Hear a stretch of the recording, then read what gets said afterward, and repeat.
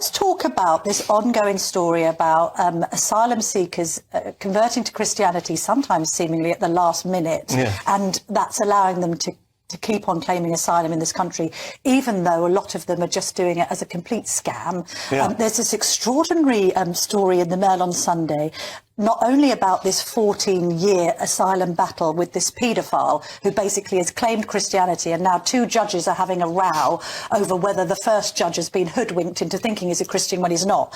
But then there's this other story about this pastor who says, I baptise 500.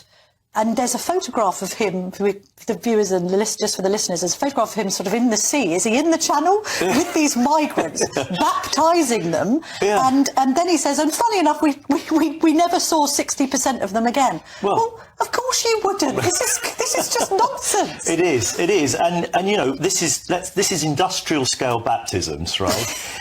Within an organisation that 10 minutes ago couldn't assemble 5 people for a church service. That's a very good point. You know, you would wonder about this, but you know, there is a serious side to this, which is that the people being baptised are rapists, they're murderers, they're sex offenders.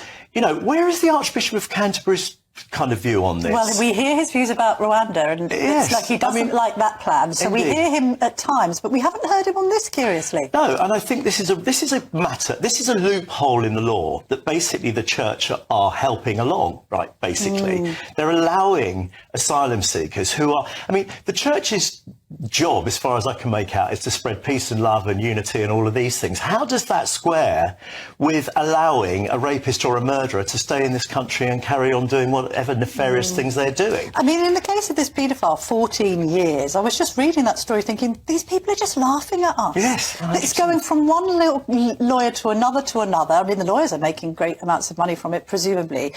You make the point about Justin Welby. Interestingly, George Carey is in the Telegraph, former Archbishop of Canterbury, basically saying that the church must crack down. Of course. And it seems as if they're being completely exploited.